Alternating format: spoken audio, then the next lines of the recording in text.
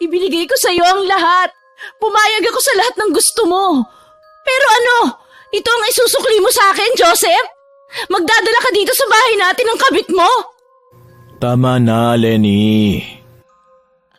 Alam ko na hindi kita mabibigyan ng anak. Alam ko din na pahihirapan lang kita sa pag-aalaga sa akin dahil baldado na ako. Pero, bakit mo naman nagawa sa akin to? Alam mo kung ano ang dahilan. Mahal na mahal kita. Ginawa ko ang lahat ng makakaya ko. Mapasaya ka lang. Pasensya na. Mahal ko si Grace. Eh ako? Mahal mo ba ako? Mahal kita. Mahal? Mahal ba talaga o awa na lang ang natitirang dahilan kaya hindi mo ako maiwan? Mahal kita. Kung mahal mo ko, bakit ang sakit? Kung mahal mo ko, bakit nandito tayo ngayon sa sitwasyon na ito? Lenny. Pagmamahal, Joseph. Huwag mo nang gamiting dahilan ng pambababae mo sa pagmamahal mo sa akin dahil hindi ako tanga. Baldado lang ako pero naiintindihan ko pa ang lahat ng nangyayari. Ginagawa ko lang naman ito para sa'yo. Dahil sa sakit mo. Sinasabi ko na nga ba, itong sakit ko pa rin talaga ang punot dulo ng lahat. Sabihin mo nga sa akin ang totoo, Joseph. Talaga ako? Mahal kita. Mahal. Pero hindi sapat para mapigilan ka magdala dito ng babae. Tama ba? Matutulungan ako ni Grace na maalagaan ka. Mabait siya at naiintindihan niya ang sitwasyon nating dalawa. Anak ko, Joseph! Ni minsan ba sumagi man lang sa isip mo kung ano ang pwede kong maramdaman sa ginagawa mo sa akin ngayon? Kung maiintindihan ko din ba ang dahilan kung bakit mo dinala dito ang babaeng yan? Oo! Hindi! Sa tingin ko nga nakalimutan mo nang may asawa ka kaya naisip mo na patirahin dito ang kabit mong yan eh. May pangalan siya, Lenny. Wala akong pakialam! Hayaan mo naman sana akong magpaliwanag sa'yo. Di na! Sapat na ang ginawa mong panloloko sa akin ngayon para malaman ang sagot sa lahat ng katanungan ko, Joseph. Ito lang ang tatandaan mo. Hindi ko hahayaan na tumiray ang babae mo dito ng matagal. Gagawa ako ng paraan para maghirap siya. Naiintindihan mo ba ako? Mabait si Grace. Huwag mo naman sanang gawin ito, Lenny. Pero hindi siya maililigtas ng kabaitan niya sa akin. Pagbali-baliktarin mo man ang mundo, kabit mo pa rin ang Grace na yan. At ako ang asawa, ako ang legal. Humanda sa akin ang babae mo. Ha? Ano ba ang kaya mong gawin, Lenny? Lumpo ka. Sa ating dalawa, alam ko na alam mo kung ano ang kaya kong gawin. Huwag mo kong hinahamon, Joseph.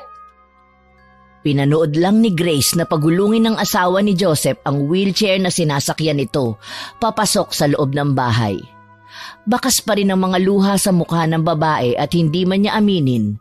Nakaramdam siya ng matinding pagsisisi dahil sa lahat ng sinabi ni Lenny.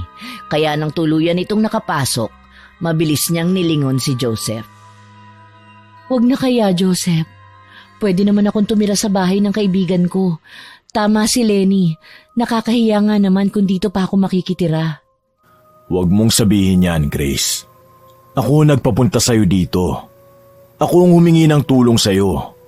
Alam kong wala talaga sa plano natin ang nangyayari ngayon. Pero intindihin mo na lang sana kung bakit ganun ang naging reaksyon ng asawa ko sa nangyari. Siguro nagulat lang siya dahil hindi ko nabanggitan tungkol dito. Naiintindihan ko naman. Nahihiya lang talaga ako sa asawa mo. Pasensya na. Hindi mo dapat narinig ang sinabi ng asawa ko. Masakit man pakinggan pero tama naman si Lenny. Kabit mo lang naman talaga ako, Joseph. At tanggap ko yun dahil mahal kita. Hindi ko lang talaga mapigilan na makaramdam ng hiya dahil sa mga nangyayari ngayon. Huwag mo na lang pansinin yung nangyari ngayon. Nadala lang si Lenny ng emosyon niya kaya niya yung nasabi. Sana nga. Shh. Magiging ayos lang ang lahat. Huwag ka nang mag-alala. Mabuti na lang talaga nandito ka, Joseph. Hindi ko alam kung anong gagawin ko kung wala ka. Hindi naman ako mawawala. O siya, tara na. Akin na yung mga gamit mo. Sige. Basta pag may ginawa o sinabing masama sa'yo si Lenny, sabihin mo lang kaagad sa akin, ha? Hindi ko hahayaan na masaktan ka niya. Pumasok ang dalawa sa loob at muli silang sinalubong ni Lenny na nakataas ang kilay at mukhang inis pa rin sa mga nangyayari. Nang dinala tuloy ni Joseph ang mga dalang bagahe ni Grace sa ipinaayos nitong kwarto, naiwan ang babae sa sala kung saan mariin nitong tinitigan ni Lenny na para bang kinikilatis. Wala tuloy nagawa ang babae kundi pilit na iwasan ang mga tingin nito. Hindi alam ni Grace kung ilang minuto siyang nakatayo sa harapan ng asawa ni Joseph. Pero mabilis siyang napatayo ng tuwid nang bigla niyang marinig ang pagtawag ni Lenny sa pangalan niya na puno ng otoridad. Ha? Bingi ka ba? Pasensya na, hindi ko kasi narinig ng maayos yung sinabi mo. Ang sabi ko, anong pinakain mo sa asawa ko para magawa mo siyang mapaikot gaya ng ginagawa mo sa kanya ngayon? Wala akong ginagawang masama. Ha? Hindi mo ba alam na masama ang ginagawa mo ngayon? Naninira ka ng relasyon ng iba. May asawa na si Joseph pero pinatulan mo pa rin. Mahal ko ang asawa mo. Pwes, wala sa lugar yung nararamdaman mo para sa kanya. Kung ako sa'yo hanggat maaga pa, wag mo na kaming guluhin. Hindi ka kailangan ng asawa ko. Alam ko, pero dahil lang naman kay Joseph kaya ako pumayag na dito tumira. Hindi man niya aminin, ramdam ko na mahirap para sa kanya ang nangyari sa inyo. At dahil nga mahal ko ang asawa mo, kusang loob ako nagsabi sa kanya na tutulong ako para alagaan ka. Nababaliw ka na ba? Naririnig mo ba ang mga sinasabi mo sa akin ngayon, Grace? Kabit ka! Hindi ka dapat nandito ngayon para mag-alaga ng asawa ni Joseph. Mag-alaga sa akin! Hindi mo naman kailangan pumayag, Lenny. Napag-usapan na namin ito ni Joseph at pumayag naman siya. Kaya nga nandito ako ngayon. Mahal na mahal mo talaga ang asawa ko, ano? Alam kong mali, pero hindi ko pagsisisihan ang nararamdaman ko para sa asawa mo. Tanga! Isa kang baliw! Hindi ko alam kung masasabi mo pa sa akin ang lahat ng sinabi mo ngayon pagdating ng panahon. Pero isa lang ang alam ko. Nakakaawa ka! Ngumiti lang si Grace sa sinabi ng asawa ni Joseph bago ito pumasok sa loob ng kwarto kung saan naabutan ng lalaki na abala sa pag-aayos ng mga gamit niya. Hindi pa nga sana nito mapapansin ang presensya ni Grace kung hindi pa siya naupo sa mismong harapan ni Joseph at tinulungan ng lalaki na mag-ayos ng mga gamit. Sa gitna ng pagliligpit nilang dalawa, hindi napigilan ni Grace na mapaisip habang nakatitig sa gwapong mukha ni Joseph. May parte man sa utak niya na nagsasabi na mali ang lahat ng nangyayari. Gusto niyang ibaon yun sa kailaliman ng kamalayan niya para maiwasan na magsisi. Alam kasi ni Grace na may asawa na ito nung una pa lang, kaya pilit niyang iniwasan si Joseph. Pero sadyang mapaglaro ang tadhana at mas lalo lang siyang nahulog dito na nauwi nga sa sitwasyon na kinaroroonan niya ngayon. Bakit ang tahimik mo? Wala naman, may naisip lang ako.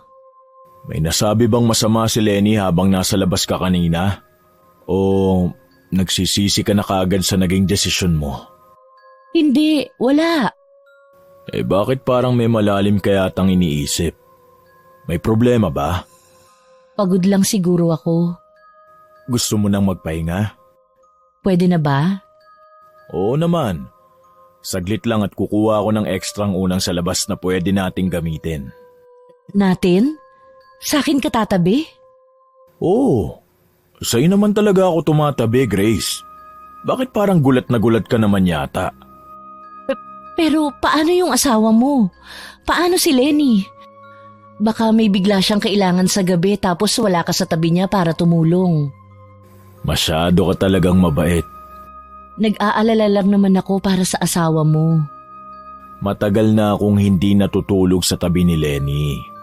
Sanay na siya na wala ako sa tabi niya kaya wag mo siyang alalahanin. Magagalit ba siya pag nalaman niyang sa akin ka natutulog? Hindi. Kung sakali man na magalit si Lenny, hayaan mo na lang. Ay sige na nga. Saglit lang at kukuha ako ng unan, ha? Hintayin mo na lang ako dito. Salamat, Joseph. Kinabukasan, maagang nagising si Grace dahil sa malakas na tunog mula sa kabilang kwarto. Para bang may bagay na nahulog doon kaya naman mabilis na tumayo sa kama ang babae at tumakbo, papunta papalabas para silipin kung ano ang nangyari. Nang makarating sa tapat ng pinto, sumalubong kaagad kay Grace ang asawa ni Joseph na nasa sahig at pilit na gumagapang papunta sa wheelchair nito. Dahil likas na mabait si Grace, agad siyang nakaramdam ng awa para kay Lenny at walang pagdadalawang isip na tinakbo niya ang direksyon ng babae para alalayan nitong makapunta sa wheelchair. "Huwag mo ko hawakan! Bitawan mo ako!" "Tutulungan na kita, Lenny." "Kaya ko sarili ko, ano ba?" "Alam kong kaya mo, pero tutulungan na nga kita para mas mapadali ang pagpunta mo sa wheelchair. Wala namang kaso sa akin tong ginagawa ko sa'yo." "Sa akin meron. Hindi ko kailangan ng tulong mo kaya pwede ba? Bitawan mo ako at ako ang pupunta ng kusa sa wheelchair ko." "Tutulungan na nga kita." "Ano ba? Sinabing hindi ko nga kailangan ng tulong mo. Tanga ka ba para hindi mo ako maintindihan?" "Huwag ka mag-alala. Bibitawan naman kita pag nakaupo ka na dun sa upuan. Malapit na tayo." "Bitawan mo ako, Grace!" "Huwag ka nang magpipiglas. Baka bumagsak tayo pareho." "Lintik! Bakit hindi mo ba ako hayaan na lang? Ilang beses ko ba sasabihin sa'yo? Kaya ko nga ang sarili ko!" Anong nangyayari dito? "Itong kabit mo, masyadong pakialamera. Sinabi ko nang kaya kong pumunta sa wheelchair mag-isa pero ayaw niya akong bitawan. Sabihan mo nga siya, Joseph!" Bumagsak kasi siya sa sahig kanina eh." Oh, tinutulungan ka lang naman pala. Bakit nagagalit ka kaagad? "Dahil hindi ko nga kailangan ng tulong ng kabit mo." Lenny, ayusin mo nga ang pananalita mo kay Grace. Tinutulungan ka na nga niya eh. "Joseph, tama na." "Pati ba naman ikaw hindi na rin makaintindi? Hindi ko nga siya kailangan." At ano, hahayaan mo na lang na magmukha kang kawawa sa harapan ni Grace dahil lang sa pagmamataas mo? Ganun ba? Ang pakialam mo kung magmukha nga akong kaawa-awa sa harap niya. Asawa kita. "Wow! Asawa? Simula nang dinala mo ang babaeng yan dito, nawalan ka na ng karapatan na tawagin akong asawa, Joseph! Mahiya ka nga sa balat mo!" Ano ba, Lenny? "Joseph, tama na. Huwag na kayong magtalo." Hindi. Ipinapahiya ka na lang nitong si Lenny. Tinutulungan mo na nga siya tapos siya pa ang may ganang magalit. "Mana, kumalma ka." "Yan! Ganyan nga! Makinig ka sa kabit mo!" Lintik talaga. Pagkatapos ng nangyari, iniwasan na ni Grace na lapitan ang asawa ni Joseph at maging sanhi ulit ng pagtatalo ng mag-asawa. Pero dahil sadyang kailangan talaga ng tulong ni Lenny, hindi nito mapigilan na tulungan ng babae sa tuwing tumutumba ito at hindi makatayo. May ilang pagkakataon din na nasasaktan na siya ni Lenny pero dahil nga mabait ang babae, hinayaan niya lang ito at patuloy na inintindi. Makalipas ang ilang araw, napansin ni Grace ang unti-unting pagtanggap ng asawa ni Joseph sa tulong niya. Sa kabila kasi ng paninigaw at pagtaboy nito sa babae, hindi nagpatinag si Grace at patuloy pa rin na tumutulong. "Uminom ka na ng gamot mo." "Ako na! Iabot mo sa akin yung tubig." "Heto oh." Nga pala, inilagay ko na sa loob ng banyo yung damit na isusuot mo. May tubig ka na rin." "Mabuti naman. Si Joseph, nasaan?" "Nasa labas yata, may kukunin daw." "Himala ata at hindi ka sumama." Wala kasing maiiwan sa'yo dito sa bahay kaya nagpaiwan na lang ako." "Tanga ka ba? Ang tagal ko nang naiiwan dito mag-isa kaya hindi mo ko kailangan bantayan." "Kahit na." "Hindi ko alam kung bakit sinasayang mo yung oras mo sa akin. Wala ka naman mapapala sa lumpong katulad ko." "Masama bang tulungan ka?" "Oo, dahil nagsasayang ka lang ng pagod sa katulad ko. Hindi mo ako madadala sa pagiging mabait mo, Grace." "Hindi mo naman kailangang madala. Gusto ko lang talagang tulungan ka." "Tingnan natin kung magagawa mo pa ako matulungan pagdating ng araw." "Anong ibig mong sabihin?" "Tanda mo pa ba yung sinabi ko nung unang beses na tumuntong ka dito sa bahay namin?" Grace, samahan mo nga ako dito sa labas. "Saglit lang, Lenny ha. Pupuntahan ko lang si Joseph." Grace! "Saglit lang, papunta na ako." Ang tagal mo. "Bakit?" Ibili mo nga ako dun sa tindahan ng sigarilyo. Sige, akin na ang pera.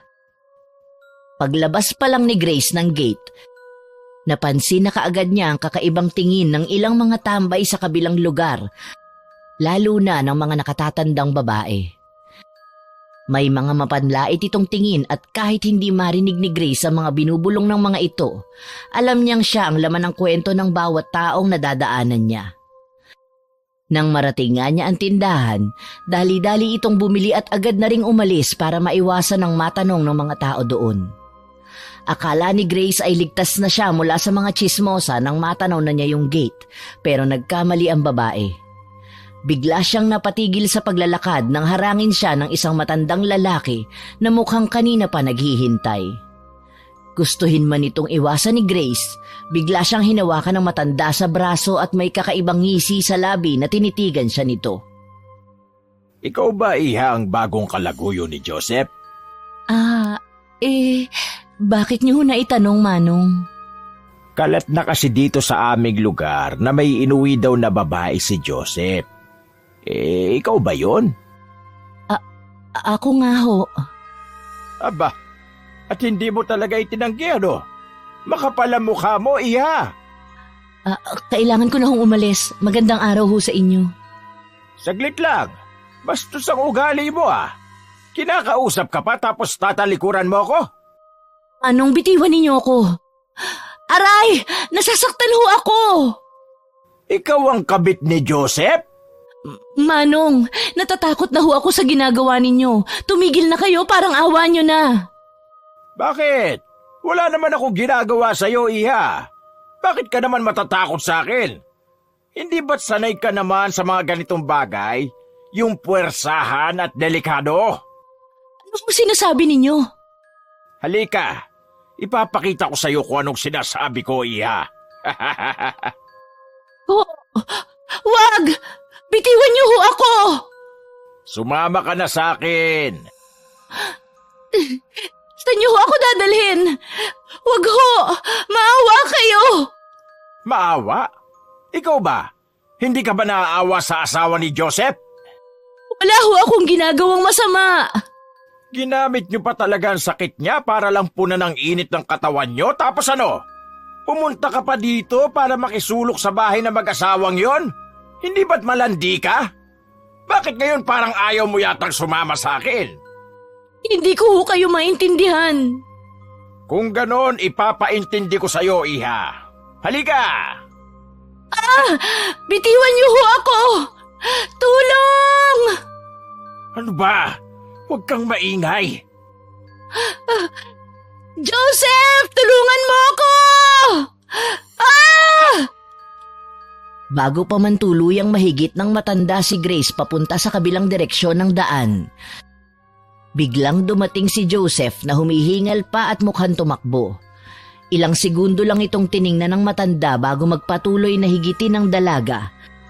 Kaya naman si Grace na mismo ang nagtanggal ng magaspang nitong kamay sa braso niya at takot na nagtago sa likod ng lalaking si Joseph. Grace! Ayos ka lang ba? Ano masakit sa'yo? Sinaktan ka ba niya? Hindi naman, pero Joseph, natatakot ako. Shh! Nandito na ako. Pasensya na, Joseph, kung natakot ko itong babae mo. Nagkaroon lang naman kami ng kaunting katuwaan. Anong ginagawa mo, Manong Pedro? Bakit? Inihiram ko lang naman ang kabit mo, Joseph. Hindi naman siguro masama kung paglaruan ko yung isa dahil dalawa naman ang babae mo, di ba? Kung gusto nyo nang mapaglalaruan, humanap kayo na sa inyo. Kayo na mismo nagsabi, sa akin ito, kaya huwag nyong pakialaman. Masyado ka naman yata madamot, iho. Kabit mo lang naman ang babae niyan, kaya bakit hindi mo ipahiram sa akin? Abat, bastos pala ang bibig nyo eh. Mahiya naman kayo, Manong Pedro. Ako ba talaga ang bastos sa ating dalawa, Joseph? Kalat na sa buong lugar natin ang kababuyan mo, kaya ikaw sa ating dalawa ang dapat mahiya. Sinira mo ang pamilya mo. Wala kayong pakialam sa buhay namin, kaya pwede ba? Huwag kang manggugulo. Umalis na kayo dito bago pa ako tumawag ng pulis. Tingnan natin kung saan ka dadali ng pagiging sakim at sabik mo sa babae. Tara na, Grace. Pumasok na tayo sa loob. Lumipas ang ilang linggo matapos noong nangyari at naging bihira na ang paglabas ni Grace sa lugar ni na Joseph. Natakot na kasi ang babae dahil sa nangyari, kaya hanggat maaari ay nanatili na lang ito sa loob ng bahay. Nagpatay mali siya na lang din ito sa mga naririnig niya sa paligid at minabuti na lang iwasan ng mga tao na may masamang sasabihin sa kanya. Abala si Grace sa pagpupuna sa katawan ng asawa ni Joseph nang bigla siyang makarinig ng malalakas na katok sa labas ng bahay. Dahil abala ang kasama nitong si Joseph sa pag-aayos ng makina ng sasakyan, walang ibang magbubukas ng gate kaya naman binilisan nito ang pagbibihis kay Lenny at agad na ring pumunta sa baba para alamin kung sino ang kumakatok. Bakit po? Sino po ang hanap nila? Jay? Tagal mo akong pagbuksan ng pinto ah. Jay, anong ginagawa mo rito? Ano pa ba? Eh di binibisita ka? Ginulat mo ko! Sira ka talaga! Alam ko. Wala ka bang balak na papasukin man lang ako? Nangangalay na ako dito kakatayo oh. Eh, oo, pasok ka! Ay, sa wakas. Bakit ka pala biglang napasugod? Binibisita nga kita. Tagal mo nang hindi nagpaparamdam sa dati mong tinitiran. Kaya sinadya na kita dito. Medyo naging abala kasi ako kaya hindi na ako nakabalik kaagad. Kumusta naman ang buhay mo dito? Masama ba ang ugali ng asawa ni Joseph? Jay, huwag ka nga maingay, baka marinig ka. Sus, hindi yan. Ano nga, masama ba? Medyo. Pero kaya ko naman. Malamang, ikaw pa ba? Halika, dito tayo maupo sa salas. Nauuhaw ka ba? Nagugutom? Anong gusto mo? Ayos lang ako. Huwag ka na mag-abala pa. Sigurado ka ha? Pwede naman akong bumili ng makakain mo sa labas. Naku, wag na. Baka bigla ka pang kuyugin ng mga tao sa labas. Mukhang lahat pa naman ng tao dito galit sa'yo. OA mo naman. Totoo nga. Teka, nasan ba si Joseph? Parang di ko yata nakikita. Gusto mo bang tawagin ko? Nasa likod lang naman yun ng bahay kaya paniguradong maririnig niya pag bigla ko siyang tinawag. Nagbibiro lang naman ako.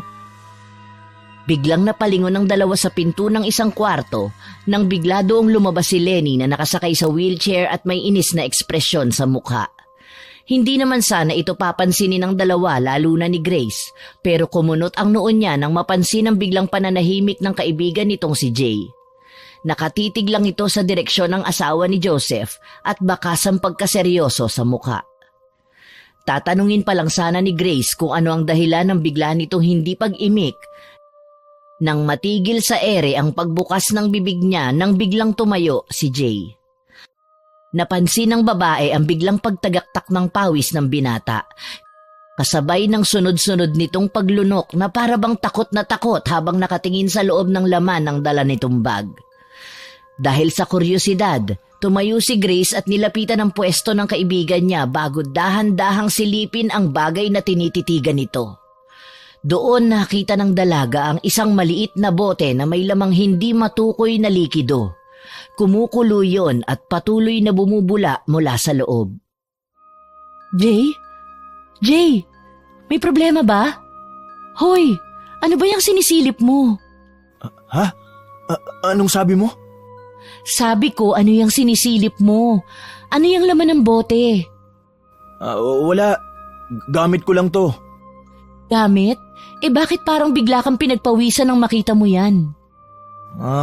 Mainit kasi dito eh. Mainit ba?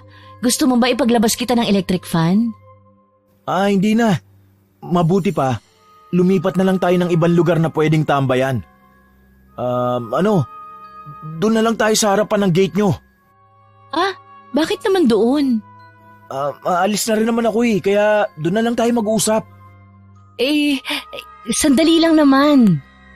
Tara na. Hindi na nagawang makaangal pa ni Grace dahil tuluyan na itong nahigit ng kaibigan niyang si Jay papunta sa labas ng bahay. Nang marating nila ang mismong tapat noon, nanlaki ang parehong mga mata ng dalaga nang bigla siyang hawakan ni Jay sa balikat at marahas na iniharap siya habang nagmamasid sa paligid. May problema ba, Jay? Tinatakot mo ako sa ginagawa mo ngayon. Umalis ka na dito, Grace. Tumakbo ka na. Ha? Anong ibig mong sabihin? Ano bang nangyayari, Jay? Hinaan mo ang boses mo. Baka marinig nila tayo. Sinong nila? Basta, umalis ka na dito sa lalong madaling panahon. Delikado ang buhay mo sa asawa ni Joseph. Masama ang kutob ko sa babaeng yun. Ipaliwanag mo sa akin kung anong nangyayari para naman maintindihan kita. Naguguluhan na ako at natatakot. Makinig ka na lang, Grace. Kung hindi ka aalis ngayon, baka tuluyan ka nang hindi makalabas ng buhay sa bahay na yan. Delikado mga katulad ng asawa ni Joseph. Ano bang nangyayari? Parang awa mo na, Grace. Umalis ka na dito. Iwan mo na si Joseph habang wala pang nangyayaring masama sa'yo. Sasaktan ka ng asawa niya. Hindi ko iiwan si Joseph. Walang mangyayaring masama sa akin dahil wala namang magagawa ang asawa niya. Nakita mo ba, Jay? Lumpo si Lenny. Kaya imposible ang sinasabi mo sa akin ngayon na masasaktan niya ako. Hindi mo naiintindihan ang mga sinasabi mo. Mapapahama ka dito. Mamamatay ka. Jay, ano ba? Hinaan mo nga ang boses mo, baka marinig ka ni Joseph. Maniwala ka sa akin, Grace. Delikado ang buhay mo dito. Tama na, walang mangyayaring masama sa akin. Jay, huwag ka masyadong mag-alala. Pagkatapos ng naging usapan nila ni Jay, umalis na rin kaagad ang binata kaya naman dali-dali nang pumasok sa loob si Grace kung saan sinalubong ito ni Lenny. Tiningnan lang siya ng babae ng ilang minuto bago ito muling pumasok sa loob ng kwarto nito at isinarado ang pinto. Gustuhin man niyang pigilan na isipin ang mga katagang binitawan sa kanya ng kaibigan niyang si Jay, hindi na alis sa isip ng babae ang mga naging usapan nila. Pasimple tuloy na muling tiningnan ni Grace ang saradong kwarto ng asawa ni Joseph bago ito nagpatuloy sa paglalakad papalayo. Sa mga nagdaang araw, naging madalas ang pagbisitang ginawa ng kaibigan niyang si Jay sa bahay ni na Joseph. Kahit si Grace ay nagulat din dito, pero nang maisip niya na ginagawa lang ito ng binata para bantayan siya, ay hinayaan na lang niya itong magpabalik-balik na halos doon na tumira. Ano? Ayos ka lang dito? Ikasampu mo na yatang tanong yan sa akin at gaya ng sagot ko sa iyo nung una, ayos nga lang ako. Alam mo, dapat siguro huwag ka na bumalik dito. Nag-aalala ka lang sa akin. Wala namang nangyayaring masama gaya ng sinabi mo, pero balik ka pa rin ng balik dito. Nag-aalala lang naman ako para sa kaligtasan mo, Grace. Wala ngang mangyayaring masama. Masyado ka lang paranoid. Mabuti na yung nag-iingat. Baka nga hindi ako makapunta dito ng ilang araw eh. May bahay kasi akong pwedeng puntahan na pwedeng makatulong sa'yo. Salamat naman at titigil ka na rin kahit papaano. Napapansin pa naman ni Joseph yung pagbabalik-balik mo dito. Nagtataka na siya. Basta, kung may mangyaring kakaiba, umalis ka kaagad dito. Gagawa ako ng paraan para makabalik agad, kaya huwag ka mag-alala. Hindi naman talaga ako nag-aalala, Jay. Anong pinagsasasabi mo dyan? Akong natatakot para sa'yo eh. Bakit ba naman kasi natatakot ka? Basta. O siya, alis na ako. Babalik ka agad ako. Babalikan kita. Oo na.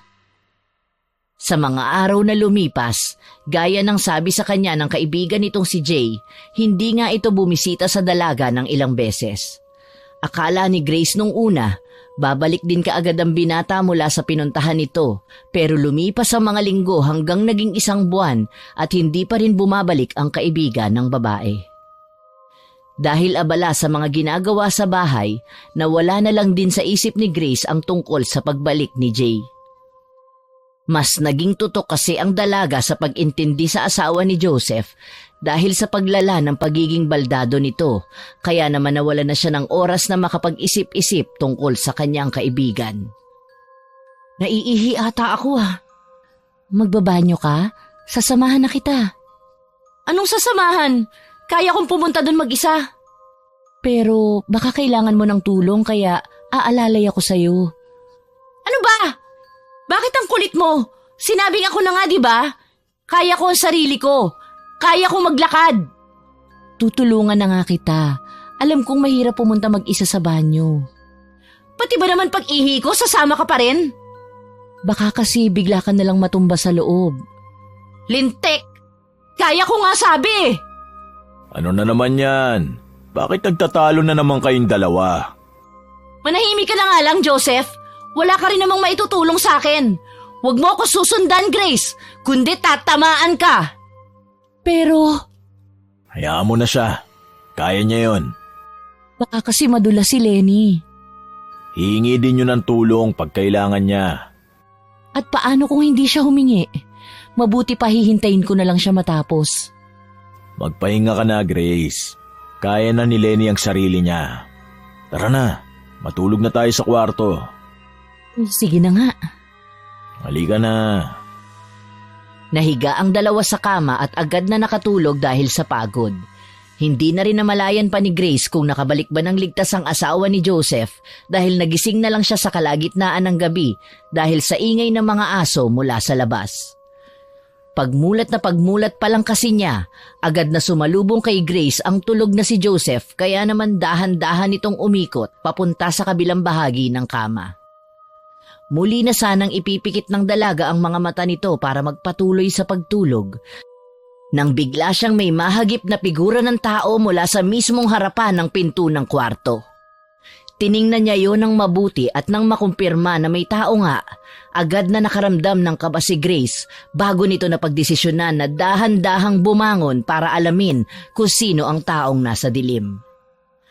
Mabilis ang tibok ng puso at nanlalamig ang buong katawan na inihakbang ng dalaga ang mga paa nito papunta sa mismong pinto. Balak pa lang sanang buhayin ni Grace ang ilaw, pero naging mabilis ang lahat ng pangyayari at bigla na lang nakita ng dalaga ang asawa ni Joseph na si Lenny na nakatayo. Mula sa sulok kung saan may kaunting liwanag, nakita niya kung paano mabilis nang umisi sa kanya ang babae bago ito bigla na lang nawala na nagpatindig sa balahibo ng katawan ni Grace. Lenny? Grace? Anong ginagawa mo dyan? Ha? Bakit nandyan ka? Anong ginagawa mo dyan sa dilim? Nakita ko si Lenny. Baka nagbanyo lang yon. Bumalik ka na lang dito at matulog.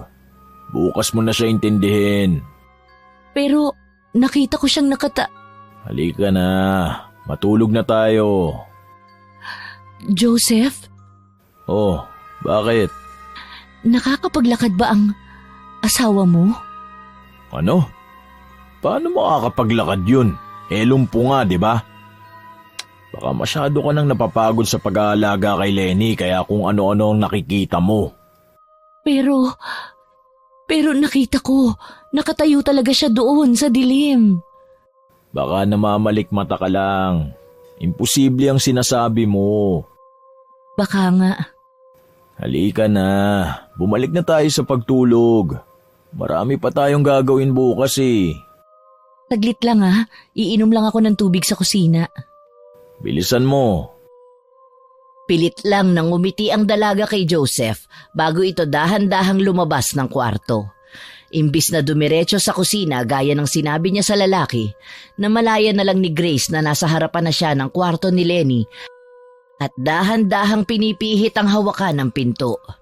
Naisip kasi nito na imposible nga ang bagay na nakita niya sa dilim kanina, pero para patunay na hindi talaga yun totoo. Natatakot man, lakas loob nitong sinilip ang kwarto ng asawa ni Joseph at tiningnan ng kama ng babae, kung saan ito nakita si Lenny na mahimbing na natutulog. Kinabukasan, maagang nagising si Grace at nagpunta sa loob ng kwarto ni Lenny para alalayan itong bumangon, na palagi niyang ginagawa.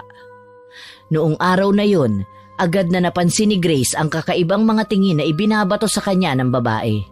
Para bang alam nito ang ginawa niya noong gabi kaya naman hindi maiwasan ni Grace na makaramdam ng hiya at pilit na iniwasan ang mga mata nito. Nakatulog ka ba ng maayos, Grace? Ha? Oo naman. Talaga? Bakit? Wala. Napansin ko kasi na para bang kulang ka sa tulog. Tulala ka kanina. Ayos lang ako. Wala naman pati akong pakialam kung hindi. Tinanong ko lang. Makahulugan na nagtinginan ng dalawa bago umiwas ng tingin si Grace at nagpatuloy sa paglilinis ng buong bahay. Gusto kasi ng dalaga na matanggal sa isip niya ang tungkol sa nakita nito kagabi. Kaya naman minabuti ni Grace na ituon na lang atensyon sa buong bahay kung saan hindi siya pinakialaman ni Lenny. Sumapit na ang gabi at oras na ng hapunan pero hindi pa rin nakakauwi si Joseph mula sa trabaho nito. Hindi man sanay na silang dalawa lang ang magkasama sa bahay, hindi na lang umimik ang dalaga at tahimik na lang na kumain. Hindi na rin ito hinintay pa na matapos ang asawa ni Joseph dahil agad na ring tumayo si Grace at pumasok sa loob ng kwarto. May kutob na siya na hindi uuwi si Joseph kaya maaga itong nahiga kahit hindi pa nakakaramdam ng antok. Hindi na namalaya ni Grace kung ilang oras siyang nakatulala sa kisame at doon tuluyang nakatulog pero naalimpungatan ito dahil sa paulit-ulit na pagkurap ng ilaw ng kanilang kwarto. Inis na bumangon si Grace sa kama at pinatay ang ilaw pero paglingon ito sa direksyon ng kama. Muling nanlaki ang mga mata ng babae nang makita niya mula sa dilim ang parehong figura ng tao na nakita niya kagabi. Walang pagdadalawang isip na muling binuhay ni Grace ang ilaw. At gaya ng nangyari nung una, muli niyang nakita si Lenny na nakatayo pero agad ding nawala matapos matamaan ng ilaw. Hindi na nag-isip pa si Grace at mabilis itong tumakbo papunta sa kwarto ng asawa ni Joseph at marahas na binuksan ang pinto. Lenny? Ano ba? Anong ginagawa mo rito? Bakit bigla-bigla ka nalang pumapasok sa kwarto ko? Akala ko nakakapaglakad ka na. Nababaliw ka na ba? Lumabas ka nga dito. Pasensya na. Ano na? Labas! Nababaliw na nga yata ako. Pasensya na ulit. Labas! Baliw! Isinarado ni Grace ang pinto at mabilis siyang bumalik sa loob ng kwarto kung saan paulit-ulit niyang inuntog ang sarili niyang ulo sa dingding ng kwarto dahil sa matinding kahihiyan. Hindi niya maintindihan kung anong nangyayari sa kanya at nakakakita siya ng mga ganong bagay. Naisip nito na baka pagod lang siya sa maghapon. Hindi na rin nagawa pang makatulog ni Grace dahil sa nangyari. Magdamag na lang itong naupo sa kama habang nakatitig sa labas ng pinto kung saan niya nakita ang figura ni Lenny sa dilim kung saan nakatayo ito at may nakakatakot ng ngisi sa labi. Dahil walang tulog, hindi pa tuluyang sumisikat ang araw nang bumangon si Grace at lumabas. Dumiretso siya sa kwarto ni Lenny at mahina doong kumatok bago pumasok sa loob. Gigisingin pa lang sana nito si Lenny pero biglang napatigil si Grace nang mapansin ang mga bakas ng hayop sa sahig ng kwarto ng babae. Maputik yon at may ilang lupa na napasama kaya imbis na gawin ang palagi niyang ginagawa sa umaga, kumuha si Grace ng basang pamunas at nilinis ang kwarto ni Lenny. Malapit na siyang matapos nang biglang dumating si Joseph at napansin siya, kaya naman agad na tumayo si Grace para sana ipaghanda ng makakain ng lalaki na agad nitong pinigil. Kape, gusto mo ba ipagtimpla kita? Hindi na. Natulog ka ba, Grace? Ha? Oo naman. Bakit parang puyat ka yata? Ayos ka lang ba? Saka, anong ginagawa mo dito sa kwarto ni Lenny ng ganito kaaga? Gigisingin ko na sana si Lenny kaso nakita kong puno ng putik itong kwarto niya kaya naglinis muna ako. Maaga naman ako nagising kaya inuna ko muna itong gawin. May sakit ka ba? Wala naman, ayos lang ako. Nga pala, ikaw, bakit ngayon ka lang umuwi? Ang daming aberya sa trabaho eh. Baka nga bumalik pa ako dun mamaya. Kukuha lang siguro ako ng ilang damit at pagkain dito bago umalis. Ka napapadalas yan ah. Kaya nga eh. Paano mamayang gabi? Hindi ka na naman dito matutulog? Posible. Bakit? May problema ba dito sa bahay? Wala. Puro ka wala. Nagdududa na ako. Lenny? Lenny, gumising ka dyan! Bakit? Maaga pa, wag mo muna siyang gisingin. Lenny! Bakit ba? Kita nang natutulog ang tao. Ano na namang ginawa mo kay Grace? Joseph, wala. Ha? Ano na naman bang sinumbong niyan sa'yo? Wala naman akong ginawang masama sa kanya. Siya nga tong bigla-bigla na lang sumusugod dito sa kwarto ko. Ikaw umamin ka na habang nagtatanong pa ako na maayos. Kundi malilintigan ka sa akin. Wala nga! Wala siyang ginawa sa akin, Joseph. Huwag mo na siyang ipagtanggol pa, Grace. Kilala kita. Lintik na buhay to, kagigising lang Napagbibintangan agad. Wala akong ginawa dyan sa kabit mo, kaya pwede ba? Lumabas na kayo dito dahil umiinit lang ang ulo ko. Ang aga-aga. Pasimpleng nilingon ni Grace si Lenny, pero tiningnan lang siya nito ng masama bago tuluyang sumarado ang pinto. Sa buong maghapon tuloy, napansin ng babae na pinag-iinitan siya ni Lenny dahil sa sinabi ni Joseph. Mabuti na lang at hindi natuloy sa trabaho ang lalaki, kaya naman nagagawang iwasan ni Grace ang mga binabalak ng asawa nito sa kanya. Naging mabilis ang lahat ng pangyayari noong hapon na yon. Magkakasabay ang mga ito na kumain at agad na ring nahiga pagsapit ng gabi. Matapos kasi nitong punasan ng katawan ng asawa ni Joseph, bumalik na kaagad ito sa kwarto para magpahinga. Pero hindi pa man tuluyang lumalalim ang pag-idlip nito gaya ng palaging nangyayari sa kanya. Nagising si Grace dahil sa hindi maipaliwanag na pakiramdam. Kusang pumaling ang ulo niya papunta sa direksyon ng pinto at doon ito muling nakita si Lenny. Hindi katulad ng una niyang nakita. Ang Lenny na nakasiksik sa dilim ay may kakaibang itsura. Kulubot ang mukha nito at mapapansin ang pagkalawlaw ng balat na nagpadagdag sa takot na nararamdaman ni Grace na mga oras na yon. Nababaliw na ba talaga ako? Anong tinitignan mo? Ano ba?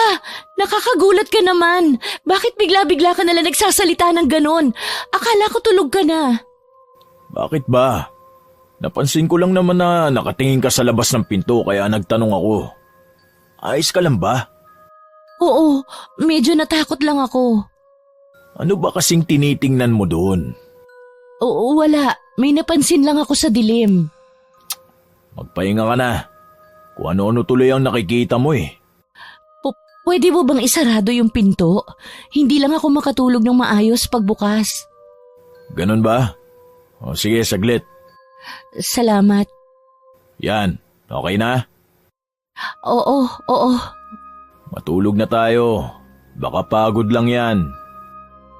Sa paglipas ng mga araw, akala ni Grace, titigil na ang mga kakatuwang bagay na nakikita niya patungkol sa asawa ni Joseph. Pero naging malala lang ang mga sumunod na pangyayari. Umabot yun sa punto kung saan nakakaramdam na ng matinding takot ang babae sa tuwing sumasapit ang dilim, lalo na pag wala si Joseph sa bahay. May mga pagkakataon kasi na nakikita ni Grace si Lenny na gumagapang sa ilalim ng kama nila. Minsan pa ay nasa taas ito ng kisame at para bang gagamba na nakadikit habang may nakakatakot na ekspresyon sa mukha. Dahil sa mga nangyayari, naging mailapang dalaga sa asawa ni Joseph kahit na wala siyang ebidensya na totoo ang mga nakikita nito. Ilang ulit din niyang sinabi kay Joseph ang tungkol doon pero hindi ito naniwala sa kanya at palaging ipinipilit na baka pagod lang si Grace dahil sa pag-aalaga. Hanggang sa dumating nga ang isang gabi na kinatatakutan ng dalaga. Kayo na muna ang bahala dito sa bahay Baka sa makalawa pa ako makauwi dahil kailangan ko mag-overtime sa trabaho. Hindi ba pwedeng sumama na lang ako sa'yo? Sasama ka? Paano si Lenny? Walang mag-aalaga at magbabantay sa kanya dito. Pero... Bakit parang gustong-gusto mo naman atang dumikit sa asawa ko? Akala ko ba aalagaan mo ko, Grace? Manahimik ka dyan, Lenny Hindi ka nakakatawa. Umuwi ka na lang kaya mamayang gabi. Pipilitin ko. Babalik naman ako bukas kung hindi man ako makauwi kaagad. Kaya huwag ka mag-alala. Sige. O siya, aalis na ako. Magsarado ka agad kayo ng bahay Malapit nang dumilim. Ingat ka. Ha? Bakit ba palagi ka na lang nauutal? Para kang tanga. Pasensya na. May bigla lang kasing pumasok sa isip ko kaya hindi kita narinig ng maayos kanina. Shh. Tulungan mo nga akong pumasok sa loob ng kwarto. Linisin mo na rin yung sahig. May mga putik na naman ba? Oo. Dapat siguro isara mo yung bintana mo sa gabi para hindi ka mapasok ng kung ano-anong hayop. Dami mong satsat. Linisin mo na lang. Sige. Tara na. Pagsapit ng 10:00 ng gabi, nasa loob na kaagad ng kwarto si Grace. Isinara na rin ito ang pinto ng kwarto nila at nahiga sa pinakasulok ng kama kung saan kitang-kita ni Grace ang buong paligid ng kwarto. Hindi kasi maintindihan ng babae kung anong problema sa kanya, pero nakaramdam si Grace ng matinding kaba at takot nung gabing yun na naging dahilan kung bakit paranoid itong nagbantay sa paligid. Pinakiramdaman niya ang lahat ng bagay na malapit sa kanyang direksyon. Lalo na ang kabilang kwarto kung saan natutulog ang asawa ni Joseph. Gustuhin man niyang ipahinga ang mga mata dahil sa pagod, may nagsasabi sa utak niya na may masamang mangyayari ng gabing yun, kaya naman naging mahirap para sa dalaga ang mag-relax. Tanging tunog lang ng paggalaw ng relo at ang mabibigat na paghinga ni Grace ang maririnig sa paligid. Hindi naman nagtagal, biglang bumuhos ang malakas na ulan sa labas at nasundan niyo ng pagkamatay ng kuryente. Kukuha pa lang sana si Grace ng ilaw pero mabilis siyang napalingon nang magsimulang gumalaw ang hawakan ng pinto na para bang may pilit na nagbubukas noon. Grace, tulungan mo ako! Lenny? Tulungan mo ako! Tumumba yung wheelchair! Pero... Grace, ano ba? Wala akong makikita dahil sa dilim. Hihintayin na lang natin bumalik yung ilaw bago kita tulungan. Grace, buksan mo tong pinto! Bakit? Tulungan mo ako! Lalabas ako mamaya. Pasensya na talaga. Grace! Huwag mo naman akong takutin ng ganito, Lenny. Parang awa mo na. Grace! Tama na, please! Buksan mo tong pinto! Buksan mo! Buksan mo to! Papasukin mo ako, Grace! Lenny, tama na! Buksan mo ito! Tumigil ka na, please! Lumabas ka dyan! Nanindig ang lahat ng balahibo ni Grace sa katawan matapos niyang marinig ang kakaibang boses ng babae. Naging malagong yun na parabang malaking tao si Lenny, kasabay ng marahas na paggalaw noong hawakan ng pinto. Kung nung una ay pilit lang na pinipihit ng asawa ni Joseph yung hawakan, ngayon ay parabang gusto na talagang sirain ng babae ang pinto para lang makapasok. Tuluyang nanginig ang katawan ni Grace dahil sa takot. Tumakbo siya papunta sa pinakadulong bahagi ng kwarto at nagsimulang magsisigaw sa bintana para humingi ng tulong sa labas. Alam kasi ng dalaga na hindi na si Lenny ang nasa labas ng kwartong yun at malakas ang kutob ni Grace na mapapahamak siya oras na tuluyan niyong makapasok. Tulong! Tulungan ninyo ako, mga kapitbahay! Sige, sumigaw ka lang, Grace. Iparinig mo ang takot mo sa akin. Saklolo! Papasok na ako, Grace! Wag! Tulong! Walang makakarinig sa'yo. Walang magliligtas sa'yo. Sinabi ko naman sa'yo noong una pa lang na tigilan mo na kami ng asawa ko. Hindi ka pa rin talaga nakinig. Wag, Lenny! Hintayin mo ako ngayon! Sa isang malakas na lagabog, tuluyang bumukas ang pinto ng kwarto ni Grace at bumungad sa kanya si Lenny na may nakakatakot na ngisi.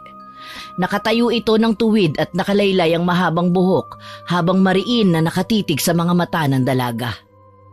Sinigawan ito ni Grace ng ilang ulit pero dahan-dahang naglakad ang babae papunta sa kanyang direksyon, na agad namang inatrasan ni Grace dahil sa takot.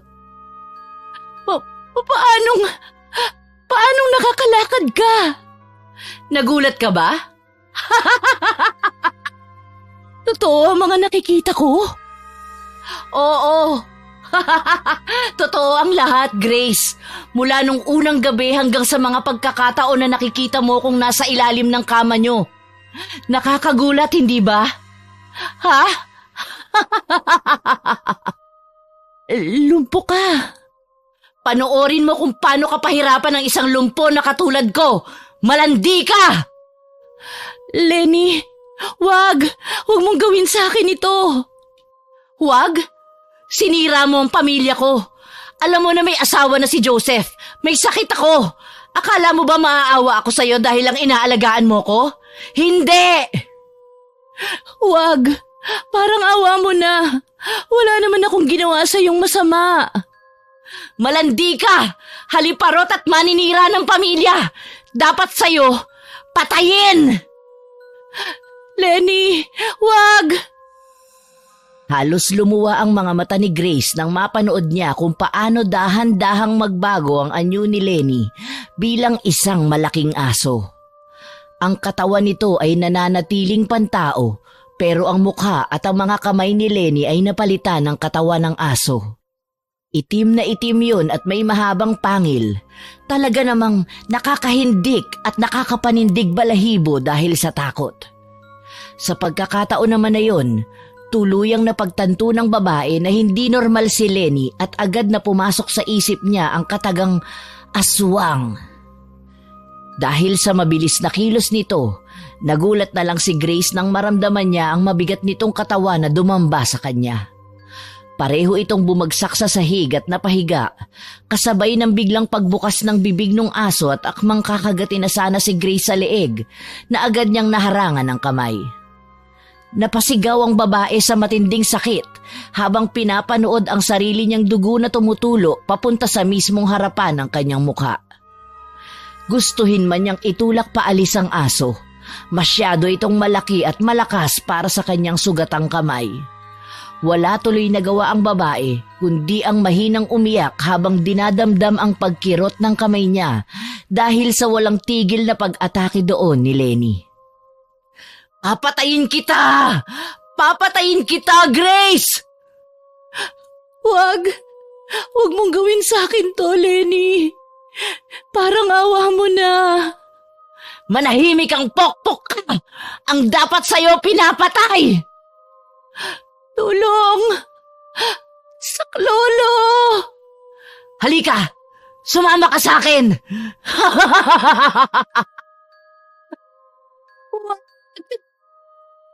Gusto man ni Grace magpumiglas para makatakas kay Lenny. Tuluyan siyang nahawakan nito sa pareho niyang mga paa at balak na sanang higitin papunta sa labas ng pinto. Pero pareho silang napatigil nang biglang sumulpot si Joseph sa mismong harapan ng pinto. Walang mababakas na gulat sa mukha nito, pero hindi yun binigyan ng pansin ni Grace gamit ang natitira niyang lakas. Malakas niyang sinigawan si Joseph para humingi dito ng tulong. Sa hindi naman inaasahang pangyayari, tiningnan lang siya ng lalaki bago ito dahan-dahang naglakad papunta sa direksyon nila ni Lenny. Nandito na ako. Joseph, tulungan mo ko. Parang awa mo na. Oh, huwag mo sabihin na akala mo dumating itong asawa ko para iligtas ka. Ako na ang nagsasabi sa'yo, mali ka. Kawawa ka, Grace, dahil pumunta siya rito para tulungan akong mapatay ka. Tulungan mo ko. Aswang ang asawa mo. Ha? Akala mo ba talaga ililigtas ka niya? Pakiusap. Pinapasakit mo ang tiyan ko, Grace. Parehong-pareho talaga kayo nitong babae mo, Joseph. Mga bobo! Mga walang kwenta! Joseph! Tama ka ba talaga, Grace? Hindi ka nga sabi ililigtas ng asawa ko. Bumalik siya dito para tumulong. Naririnig mo ba ako? Pumunta siya rito para tulungan akong patayin ka sa ayaw at sa gusto ni Joseph. Anong? Naiintindihan mo na ba ngayon? Tama na, Lenny. Halika na, tulungan mo kong higitin itong si Grace papunta sa kabilang kwarto. Narinig mo ba? Ha? Sinabing tama na. Joseph, huwag mong gawin to. Mahal kita. Hindi ka maililigtas ng pagmamahal mong yan, Grace. Mamamatay ka dito sa mismong bahay namin. Joseph, please. Iligtas mo ako sa asawa mo. Huwag ka nang tumakas. Mas lalo ka lang masasaktan. Wag! Hindi matanggap ni Grace na pati si Joseph ay isa rin pala sa gusto siyang mamatay. Tuluyan-tuloy itong nanghina at tinitigan ng likod ng dalawa habang hinihigit ang lugaw niyang katawan papasok sa loob ng kwarto ni Lenny. Nang maipasok sa loob, dahan-dahang gumulong si Grace at nagtago sa ilalim ng kama. Pero nahuli ni Joseph ang buhok niya at hinigit siyang muli papalabas. Kumapit man siya sa paanan ng kama para hindi siya nito tuluyang mailabas. Malakas din ang lalaki at walang kahirap-hirap siya nitong nahila papalabas. Nang magkaroon din ng lakas ng loob si Grace, binalak niyang itulak ang mukha ng lalaki para makatakas dito. Pero nagulat ang babae nang ang bumungad sa kanya ay isang malaking baboy katabi si Lenny na nakangisi. Naging mabilis din ang lahat ng pangyayari at bigla na lang din siyang sinugod ng baboy na yon at inatake. Napuno ng dugo ang buo niyang katawan dahil sa sugat, kasabay ng ilang ulit na paglagutok ng mga buto niya na nadurog dahil sa katawan ng baboy. Malaki kasi talaga ito at may hindi normal na lakas. Tama na! Ganyan nga! Sumigaw ka, Grace! Iparinig mo sa akin kung gaano ka nasasaktan, kung gaano ka natatakot dahil sa mga nangyayari. Ang sarap sa tenga ng iyak mo!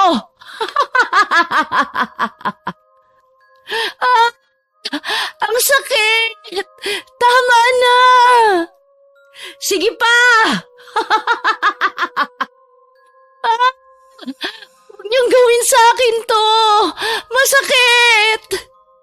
Dahan-dahan mo siyang patayin, Joseph. Ipatikim mo sa babaeng yan ang sakit sa ginawa niyang pagsama sa'yo dito sa bahay. Joseph! Tama na! Ganyan ang parusa sa mga katulad mo, mga maninira ng relasyon. Aray ko! Tama na, Lenny! Ayoko na! Tama! Ganyan nga! Unti-unting namamanhid ang buong katawan niya sa patuloy na pag-atake ni Joseph sa baboy nitong anyo. Utay-utay, tinatanggap na rin ng buong katawan ni Grace ang lahat ng sakit na ibinibigay sa kanya ng mag-asawa. Naisip din ng babae na doon na talaga siya mamamatay, kaya naman ipinikit ni Grace ang kanyang mga mata at tinanggap ang bawat kagat at pagbutas ni Joseph sa tiyan niya na ang pinupunteriya ay ang mga lamang loob nito. Tahimik na umiyak lang si Grace at nagdasal habang patuloy na sumisigaw sa loob ng isip. Akala niyo nung mga oras na yon, tuluyan na siyang mamamatay sa kamay ng dalawang aswang na mag-asawa. Pero nagulat ang babae at mabilis na napamulat nang marinig ni Grace ang malakas na pagbukas ng pinto ng kwarto. Doon bumungad sa kanya ang kaibigan nitong si Jay na humihingal. Jay? Grace? Jay, umalis ka dito! Mga hayop kayo! Anong ginawa niyo sa kaibigan ko, ha? Wag! Tumakbo ka na, Jay! Mapapahama ka rito! Iligtas mo ang sarili mo, parang awa mo na!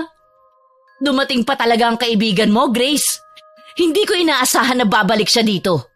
Hindi ba takot na takot ka nang nalaman mo na aswang ako? Papatayin kita! Mo din bang mamatay gaya ng nangyayari sa kaibigan mong malandi? Manahimik ka! Wag! Wag, Lenny! Ako na lang! Matapang ka na ngayon, ha? Huwag niyong galawin ng kaibigan ko, parang awa niyo na. Ako na lang ang patayin niyo. Ililigtas kita, Grace. Ligtas? Nahihibang ka na ba? Walang magagawa ang isang katulad mo laban sa amin ng asawa ko. Masasayang lang ang pagod mo, kaya pwede ba? Umalis ka na habang pinapayagan pa kita. Dahil sa oras na uminit ang ulo ko, baka pati ikaw ay hindi na rin makalabas dito ng buhay. Umalis ka na, Jay. Akala mo ba natatakot ako sa'yo? Hindi! Pilit mang sigawan ni Grace ang kaibigan nito. Hindi nakinig ang lalaki at bigla na lang sumugod papunta sa direksyon niya habang may bagay na inilalabas sa dala nitong bag. Pinanood ng babae kung paano nakipagbuno ang kaibigan niyang si Jay sa aswang na si Joseph gamit lang ang kung ano-anong langis.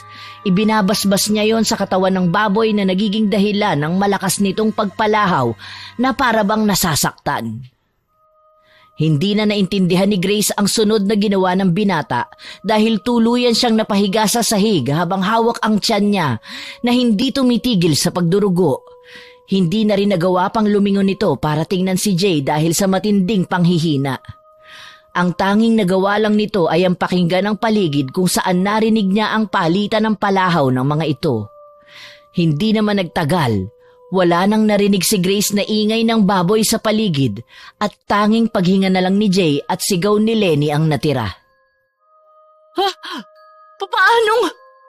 Anak ako ng albularyo. Kaya kung ako sa'yo, tumakbo ka na dahil hindi kita hahayaang mabuhay. Albularyo ka lang. Bangkilan ako. Alam ko ang lahat ng tungkol sa mga katulad mo. Kung ganon, alam mo din na kaya kong gawing aswang ang kaibigan mong si Grace. Bitawan mo siya! Bakit parang bigla ka yatang natakot? Hindi mo siguro inaasahan ang sinabi ko, no? Aray! Bitawan mo sabi ang kaibigan ko! Kung sa tingin mo, kaya mo ako kagaya ng ginawa mo sa asawa ko si Joseph, pues nagkakamali ka. Malakas ako! Tumigil ka na, Lenny. Tama na!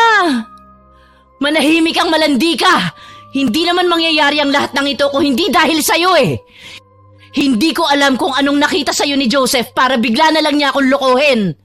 Mahal ako ng asawa ko. Tahimik pa rin sana ang buhay namin ngayon. Masaya kung hindi ka dumating. Mahal ko ang asawa mo, alam mo yun. Hindi ko naman kayo ginulo. Hindi ba tumulong pa nga ako kay Joseph na alagaan ka? Dahil mahal ko siya at hindi yun labag sa loob ko. Wala akong pake! Akala mo ba mababago ang isip ko pagkatapos mong sabihin yan? Hindi! Kung kinakailangan kong gawin kang aswang tulad ng ginawa ko kay Joseph, makaganti lang sa'yo, gagawin ko!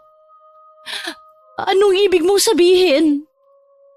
Bago pa man makasagot si Lenny, nagulat na lang si Grace nang makita ang kaibigan nito na nasa likod na ng babae at may hawak na pamalo. Sa isang mabilis at malakas na hampas, tumumba ang babae at napahiga sa sahig.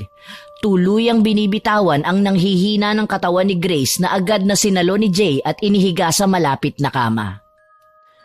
Pinanood ni Grace na itali ng binata ang asawa ni Joseph sa isang upuan bago ito mabilis na lumapit sa kanya at dali-daling binuhat siya saka itinakbo papalabas ng bahay. Hindi pa man tuluyang nakakalayo ang dalawa. Narinig nila ang malakas na sigaw ni Lenny mula sa loob ng bahay kaya mas binilisan pa ng lalaki ang takbo. Hindi man alam ni Grace kung saan sila pupunta. Mahigpit siyang kumapit sa katawan ni Jay habang mahinang dumadaing dahil sa pagsakit ng kanyang sugat na dumudugo pa rin. Grace?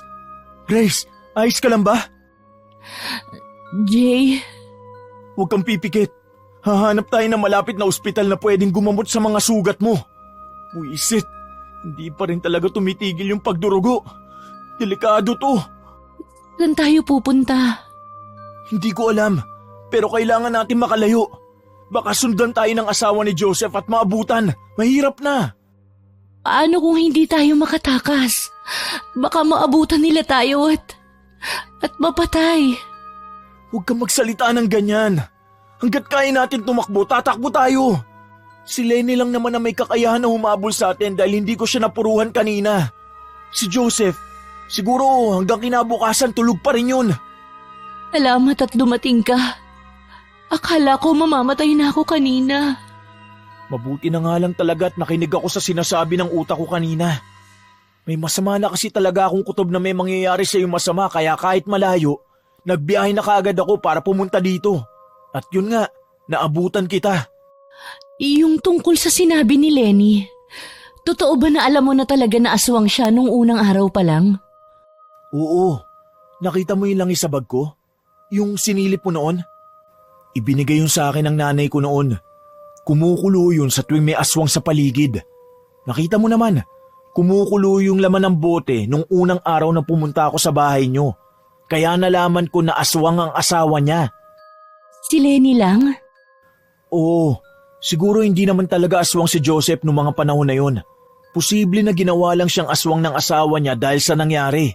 Para na rin makaganti sa'yo.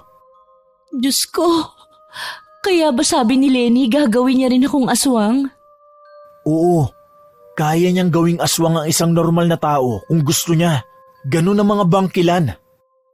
Paano kung nagawa nga niya akong isang aswang? May posibilidad pa ba na bumalik ako sa dati? Tungkol ba talaga sa'yo ang tanong mong yan? O para kay Joseph? Gusto ko lang naman malaman kung posible pa natin siyang mailigtas mula kay Lenny.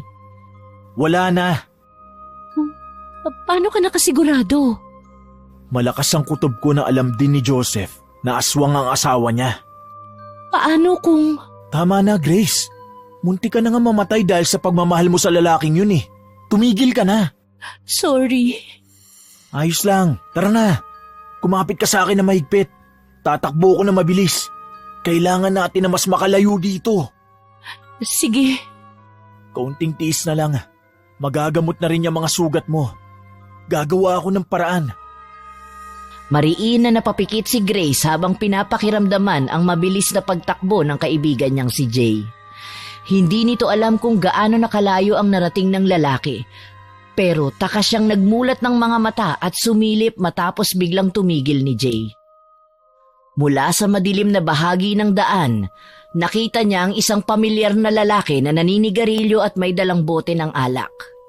Hindi man nila makita ng maayos ang lalaki, agad nilang nalaman na lasing ito matapos itong maglakad papunta sa kanilang direksyon. Manong Pedro? Kilala mo siya? Oo, nakatira malapit sa bahay ni Joseph. Masama na naman ang kutob ko dito. Grace? Iya? Ngayon na lang kita ulit nakita. Sino naman ito kasama mo? Bago mong lalaki? Ang landi mo talaga. Huwag mo na lang siyang pansinin, Jay. Magpatuloy ka na lang sa paglalakad. Sige. Oh, saglit lang naman. Bakit umalis kayo kaagad? Kailangan na ho kasi naming umalis. Pasensya na ho, Manong. Pero kailangan na ho talaga naming umalis. Sinabing saglit lang eh. Hindi ba kayo makaintindi? Nasaan ba si Joseph? At inahayaan niyang lumabas ang kabit niya ng ganitong oras. Umalis na tayo dito, Jay. Natatakot ako. Saglit lang. Joseph!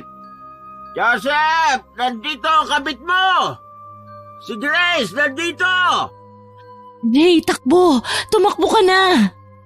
Sige. Hoy! Saan kayo pupunta? Bumalik kayo dito! Nagpatuloy sa pagtakbo si Jay papalayo sa lasing na si Manong Pedro. Nang lingunin naman ng dalaga ang direksyon ng matanda, napansin niya ang patuloy na pagsigaw nito na muling nagpabilis sa tibok ng kanyang puso. Natatakot kasi si Grace na baka nasa paligid lang ang asawa ni Joseph at marinig nito ang sigaw ng matanda. Kaya gaya ng sinabi ni Grace sa binata, tumakbo lang nang tumakbo si Jay papalayo. Nakarating ang dalawa sa isang maliit na terminal ng mga tricycle. Nung mga oras na yon, nanghihina na talaga si Grace at namumutla dahil sa pagkawala ng marami niyang dugo. Gustuhin man itong manatiling gising gaya ng paulit-ulit na ipinapaalala sa kanya ni Jay, dahan-dahan niyang ipinikit ang kanyang mga mata dahil sa matinding pagod. Naramdaman na lang ng dalaga na inihiga siya ng kaibigan sa loob ng sasakyan kasunod ng paggalaw nun at pagkabuhay ng makina. Tara na ho, Manong! Jay? Bakit? Nandito lang ako, Grace. Grace? Gumising ka! Hindi ka pwede matulog! Sakit na talaga, Jay. Hindi ko na kaya. Hindi pwede! Kaya mo yan! Kaunting tiis na lang madadala na kita sa ospital. Makakaalis na tayo dito. Mauubusan na yata ako ng dugo. Hindi na ata ako aabot. Shh! Huwag ka magsalita ng ganyan. Makakarating tayo sa ospital kaya gumising ka. Manong, bilisan niyo na ho ang takbo. Mawawalan na ng malay ang kaibigan ko. Jay, natatakot ako. Ligtas ka na, huwag ka mag-alala. Kaunting oras na lang at tuluyan na tayo makakalayo sa lugar na ito. Hindi na tayo masusundan ng asawa ni Joseph. Hindi ka na niya magagalaw. Kaunting tiis na lang talaga. Makalipas ang ilang buwan at nakaligtas nga ang dalawa mula sa tiyak na kapahamakan nung gabing yun. Nakatakbo sina Grace papalayo sa kamay ni Lenny at ligtas siyang naitakas ni Jay papunta sa kabilang bayan, kung saan agad na naisugo dito sa ospital at nagamot. Muntik man mamatay, hindi nagtagal at mabilis din naman na gumaling ang lahat ng sugat ng babae. Sa mga araw na lumipas, nagpatuloy ang pagtatago ng dalawa sa takot na baka hinahanap ito ng asawa ni Joseph. Wala silang narinig na balita mula sa mag-asawa, pero hindi yun naging sapat para makampante ang pakiramdam ng magkaibigan. Hindi na nga nila namalayan na ilang buwan na pala ang nagdaan kung gaano kaingat ang dalawa noon. Kahit walang kakaibang nangyayari sa mga araw na nagdaan ay nagpatuloy pa rin ang mga ito sa pagtatago. Paano kung bumalik kaya tayo? Nasisiraan ka na naman ng ulo. Hindi na ako babalik sa lugar na yun. Bahala ka. Tahimik na kasi, Jay. Wala rin naman tayong narinig na kahit anong chismis tungkol sa aswang o sa mag-asawa. O ano naman? Malay mo, lumipat na pala sila ng bahay pagkatapos nung nangyari. Yun na nga. Baka lumipat na sila ng bahay kaya bakit babalik ka pa dun? Wala ka na rin namang mababalikan. Hindi naman ako sigurado kung tama nga talaga ang kutob ko. Kaya nga dapat puntahan natin. Ang tigas talaga ng ulo mo. Dali na kasi. Hindi ka ba natatakot? Paano kung balikan ka ng asawa ni Joseph?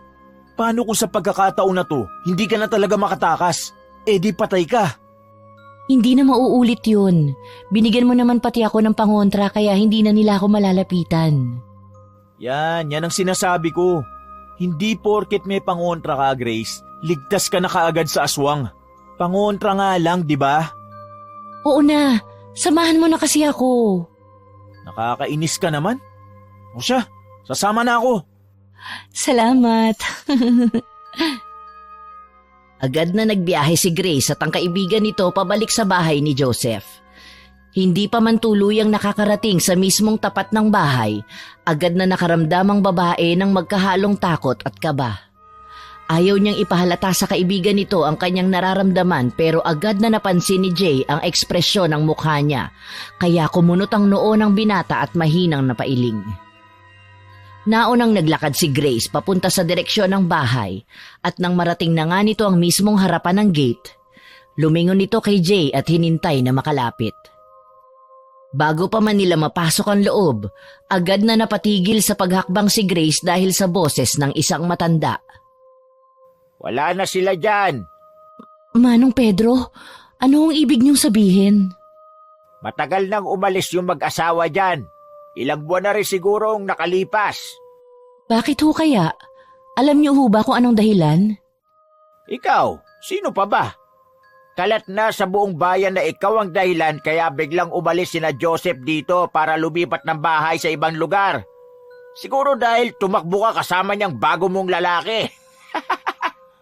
Makipag-usap naman ho kayo na maayos.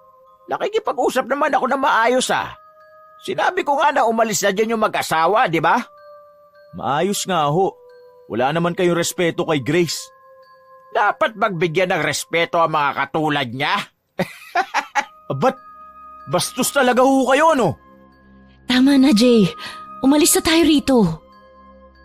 Inila ni Grace ang kaibigan niya paalis sa dating tapat ng bahay ni Joseph at muli silang sumakay sa pampasaherong tricycle pabalik sa kabilang bayan kung saan sila nagtago. Napansin niya ang pananahimik ng lalaki kaya naman hindi na lang ito umimik hanggang sa makabalik na nga sila sa kanilang lugar. Pagkatapos ng nangyari, hindi na bumalik si Grace sa bayan ni Joseph. Nagpatuloy na lang siya sa pamumuhay sa bayan na tinirhan nila ng kaibigan nitong si Jay at doon nagbagong buhay. Naghiwalay na rin ng landas ang dalawa at nagpatuloy sa pamumuhay. Dahil nga malapit ito sa isa't isa, hindi nakakalimot ang lalaki na bisitahin si Grace 2 beses sa isang buwan para kumustahin ito. Wala na ring nangyaring kakaiba sa buhay ng dalaga, kaya naman unti-unti na niyang kinalimutan ang mapait na pangyayari sa kanyang buhay, kung saan muntik na siyang mamatay sa kamay ng mga aswang.